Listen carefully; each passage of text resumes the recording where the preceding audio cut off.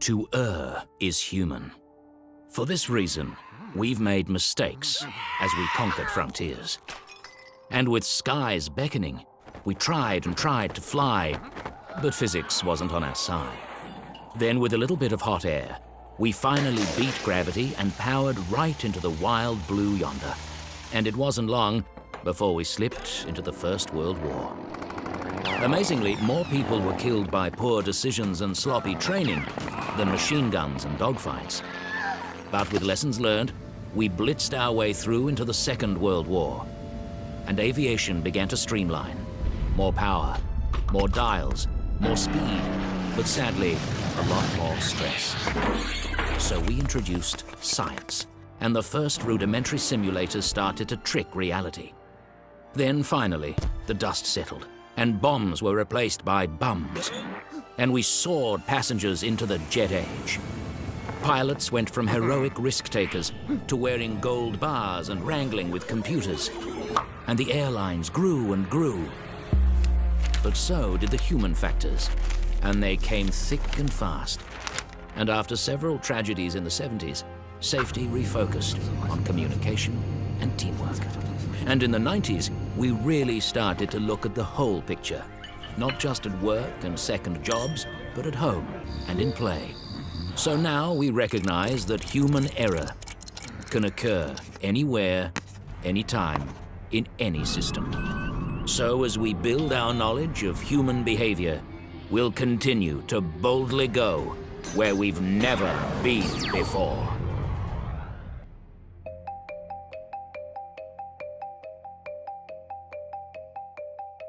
Each facet of human factors is interwoven with the other. If an organization doesn't invest in safety, it's impossible for people to be safe.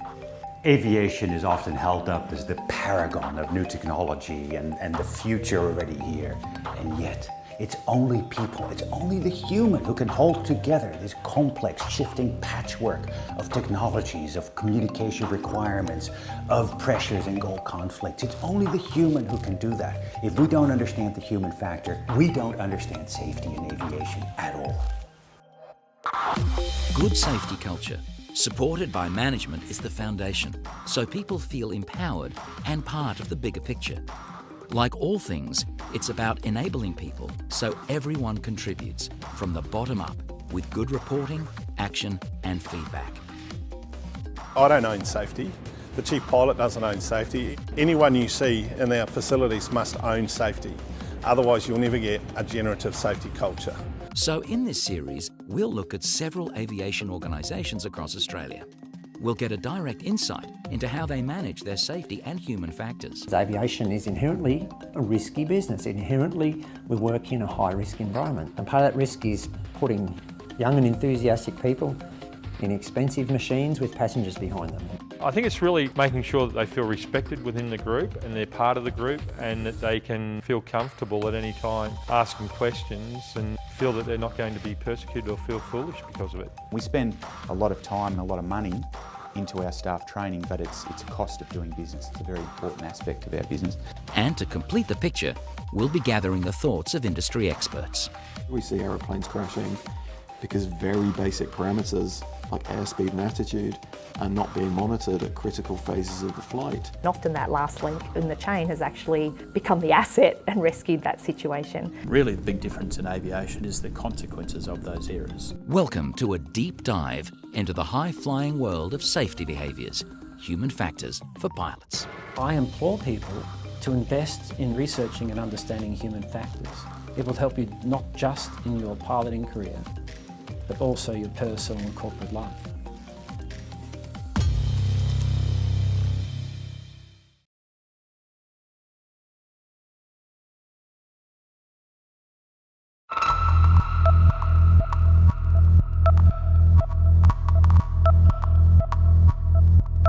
Safety culture has as much definitional precision as a cloud. As grasping at smoke. The only way to create a really good safety culture is to believe in it. It's top down, bottom up. Everyone's got to own it. The right people and the right culture, and it starts at the top. It starts right from the top. I define safety culture as a culture that allows the boss to hear bad news. There is no stupid question in safety. It needs to be ingrained into the organisation. Safety is embedded into our processes and our procedures. And you've got to actually walk the walk, not just talk the talk. And that trickles down all the way through. That we all sort of have each other's backs. What we want to do is make people think. Safety first. They're more than happy to report. Communication on a regular basis, transparency, openness, being involved. That healthy sense of unease. Never kind of rest on your laurels when it comes to safety. It's really about trust. I can't emphasise that enough. There's no blame involved. It's not about blaming people or apportioning blame. It's not about that at all. It's just about continuous improvement, really. And how can we stop it from happening again? To assess the risks, manage the risks, know that they're there. Identifying the risks. You must deal with risk. But I think the other thing that's really important in a good safety culture is that you concentrate on why things went right. Because they go right a lot more than they go wrong. And we grow on the positive. And that's obviously key to any safety system. But it's important to recognise that those elements don't just work in isolation. They link to a very strong just culture. And what are you going to use to help you understand that you are on downwind? Very good. Excellent. Let's look at how a healthy safety culture works within an organisation. Our first stop is CAE Oxford Aviation Academy at Moorabbin, where they instill the principles of safety culture in their instructors and students right from the get-go. We're very strong on building relationships from the start of a person's entering into the business, whether they're a student or an instructor. And the reason for that is we value very much fresh eyes coming into the business. And if we've got a strong relationship, those people are better able to provide us with information quickly about the safety culture of the business. Sometimes they might recognise something that is now no longer relevant, an SOP that's out of date, and that may need to be changed in order to strengthen safety. Altitude will be limited. We'll probably give us a clearance for airways around 3,000 feet, so we can set that into airways clearance. Encouraging your staff, students, instructors, whoever it might be, encouraging them to be able to come forward and be vulnerable and say, I made a mistake, I did this. And be able to do that with the head of your operations or anybody else, that's a really key, important part of a company. It's not my achievement, this safety culture. It is the instructors who live it, who are out there and embracing it. When students come forward and they do report something, we make sure that they're not punished. And also, as an instructor myself, if I've had an incident, I will be the first to report it. It's collaboration of everything. The boss needs to be with it, and if he supports it, then you empower the bottom and they'll grow with you. So the safety culture will determine that when the leader's not around, the people think, act and communicate in a way to maximise their survival. And that only makes great sense. At the Toll and New South Wales Ambulance Rescue Helicopter Base Bankstown, they face some of the most challenging environments on a day-to-day basis. So a just culture sits at the core of their organisation, and it exists to ensure everyone returns home safely. First and foremost, you want to get home every day. Everyone on board wants to get home, so trying to ram home that, nothing's more important than, for me, the 4 people I've got on board. The heart of just culture allows anyone to report a problem or own up to a genuine mistake. The whole organisation must be involved, beginning with the people at the top. I believe that safety culture is probably the single biggest driver for safety behaviour of people. And when you've got an extremely good safety culture, you'll find even people who've come into that culture will begin to adapt themselves to those behaviours. Yes, the CEO level, they need to be on board and they need to be supportive, but so do all those key people at all the multiple levels, all the strata of your organisation. Otherwise, there'll be a disconnect. For all operators, the safety management system should be the Tier 1 document for their business. Everything should fall out underneath the SMS. So when the challenges come around costs and that, rather than focusing just on margin when they're talking with a client, focus on talking about safety and the systems and bring them in and make them part of the story.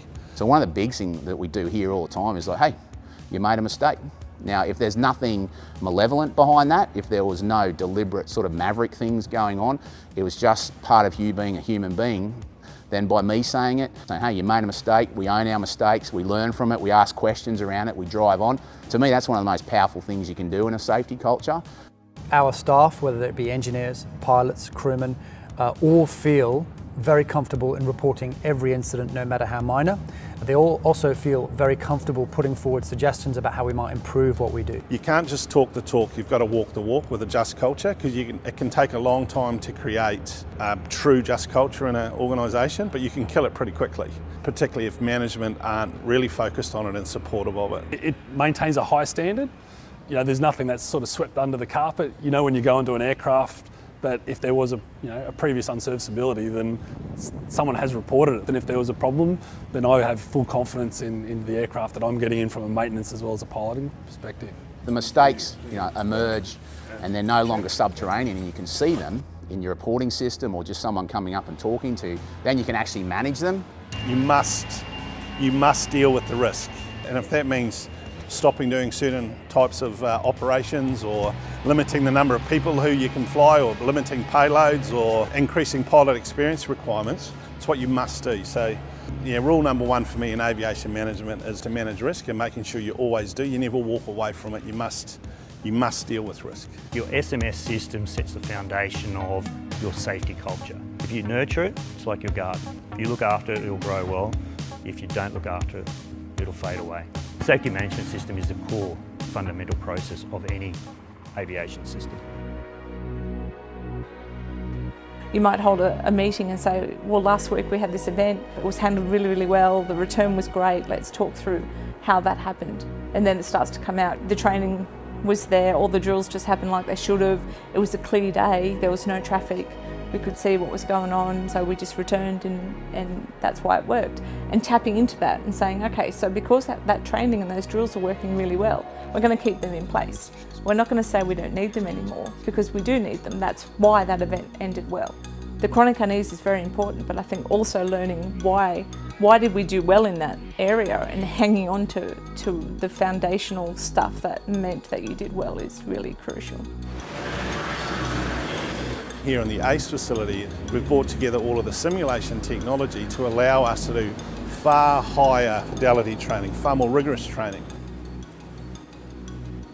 And I often say the ACE is designed, and the ACE program is around a holistic outcome. It's not the sum of parts, it's the holistic outcome we get for the crew that goes out on these helicopters. Are far better trained, they're standardised, they're more capable, they're more current than we've ever seen before. I think one of the characteristics of a great safety culture is a culture that understands why things go right, because they go right a lot more than they go wrong. But what we don't do is investing in our understanding of what actually makes these things go right. But what we're seeing, and research is pretty much clear in showing this, is that stopping things from going wrong only gets you so far. But what we're increasingly understanding is that we need to recognize, identify, and then enhance the capacities in our people, in our operation, that make things go right.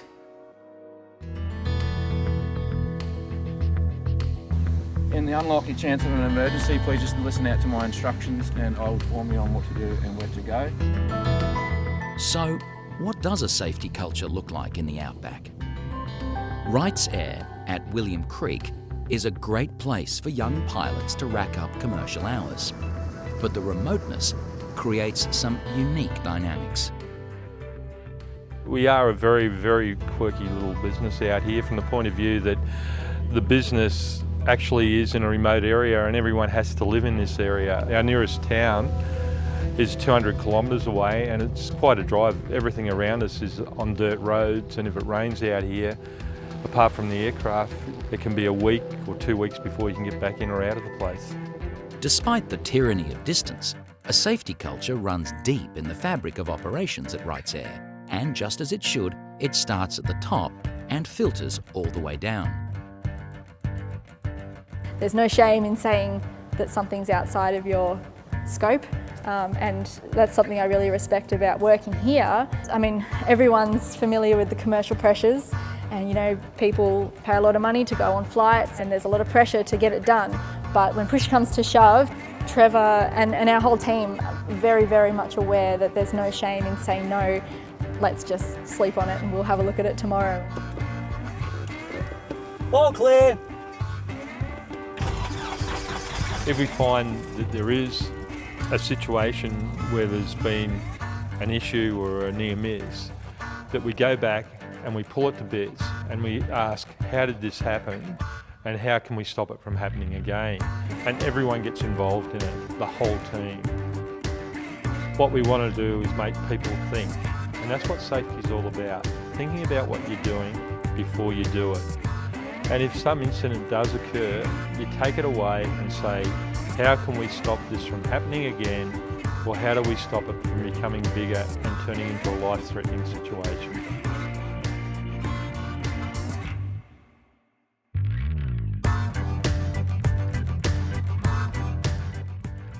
On any given day, an incident can occur, but the most important thing is how an organisation deals with it, even if it means the boss may need to invest in a new windsock. Well, actually, one of the pilots came over to us and he said, had a bit of trouble today. I couldn't see the windsock. And I said, the windsock's out there. How can you miss the windsock? He said, well, it's not there. He said, I had to use the secondary yellow windsock to look at the wind direction and where we were going to land. I said, oh, yeah. I said, let's go over and have a look at it. So this morning we had one of our planes coming in and has noticed that our primary windsock has gone. So whether they've wobbled themselves out sort of over time, a bit of play in the bolts there and just sort of as that windsock moves around. You can see the other ones are still firmly in there, but yeah, just not those ones. So where do we go from here? We need to inform everyone that is using these windsocks that they need to check them. It's now up to the next level to make sure they have an outcome with it and to let the manufacturer know.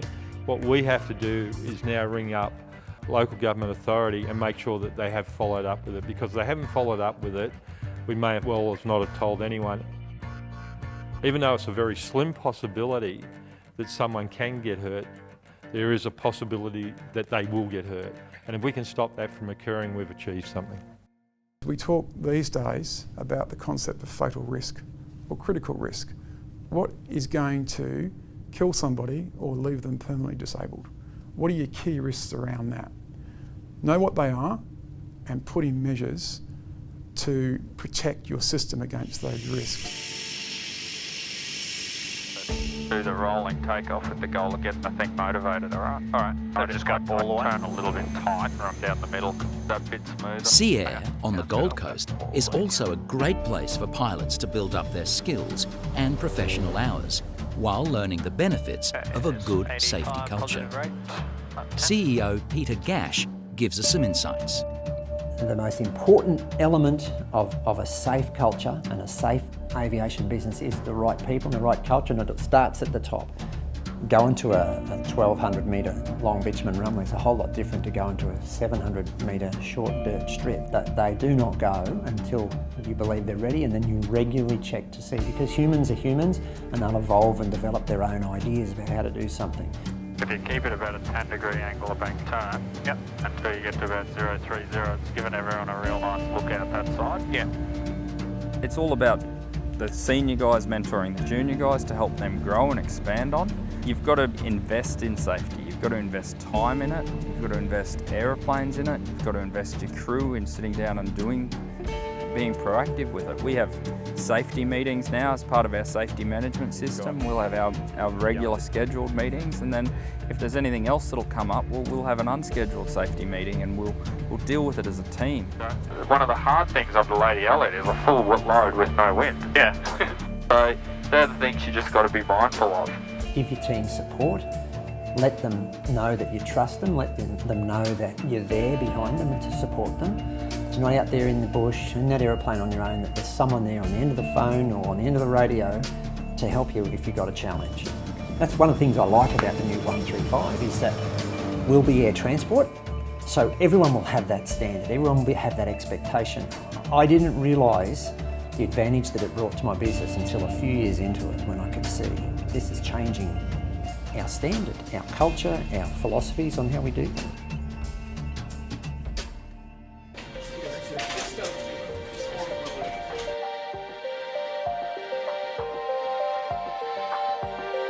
It's not just aircraft operators with a monopoly on safety. On the other side of the microphone, air traffic control have developed an alive and active learning culture. So one of the key things we do in our system is that we have an open reporting culture. and a very, very good self-reporting of incidents. Everybody here will have had a situation where something's gone wrong, a mistake's been made, some more serious than others, but the bottom line is you report it. If it's required, we investigate what happened and we try and improve from it and try and learn from it. What's really important to me is people feel comfortable enough to report anything that they think there may be an issue with. It's really important that I see a really good teamwork and that people are working with each other, that they're happy to challenge each other as well to improve general safety and efficiency. Every time there is an incident or an occurrence of some sort, it is reported through our CIRIS system and it's followed up through the management and it's investigated. It's not a blame, it's what happened, what can we learn from it and how do we prevent it from happening again. So QF32 wasn't successful because of me or my team necessarily, or even my airline. It's because of the culture in aviation to share information, accept people make mistakes. That's the human condition, learn from it, build up the human factors so good people come together into perfect teams, and then we can truly be remarkable.